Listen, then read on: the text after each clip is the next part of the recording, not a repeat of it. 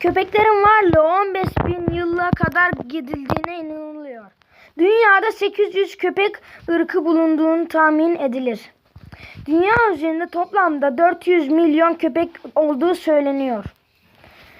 Köpekler insanlık tarihi boyunca en popüler çalışma ve refahatçı hayvanlardan biri olmuştur. Köpekler hasta olduğunda ya da bağırsak kurtları var ise ot yerler. Islak ya da kuru burun köpeğin sağlık durumunun bir belirtisidir.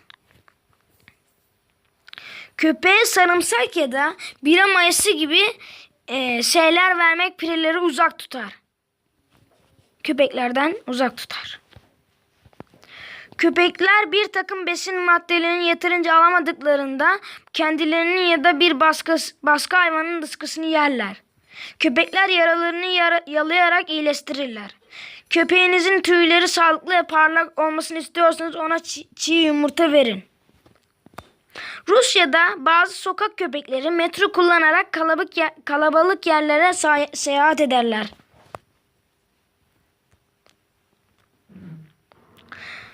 Afganistan'da 2 sokak köpeği 50 Amerikan askerini kurtarmıştır. 1860 yılında San Francisco'da iki sokak köpeği iyi arkadaş olarak ünlü oldular ve şehrin köpek toplayıcılarından tarafından dokunulmazlık verildi o köpeklere. Yeni Zelanda'da köpek şeklinde bina yapılmıştır. Köpek cinsi olarak bilinen sırtlanlar aslında kedi cinsindendir. Çivili köpek tasmaları antik Yunanistan'da icat edildi ve kurt saldırılarına karşı köpekler boğazlarını korumak için tasarlanmıştır. Köpekler kuyrukları aracılığıyla duyguları belirlenebilir. Köpeklerin ter bezleri ayak tabanındadır.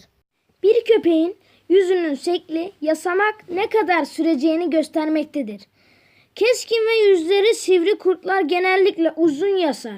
Bu tür bulldogs gibi çok düz yüzlü köpekler genellikle kısa yasar. İran'da bir evcil hayvan olarak köpek sahibi olmak yasalara aykırıdır. Mayalar ve Aztekler de köpek ile sembolize edilen Burs'ta doğanlarda olağanüstü liderlik becerilerine sahip olduğuna inanılırdı. Platon bir köpekte filozof ruhu vardır demiştir. Damasyalı köpekleri doğuştan beyaz renkli doğalar zamanla beneklenir.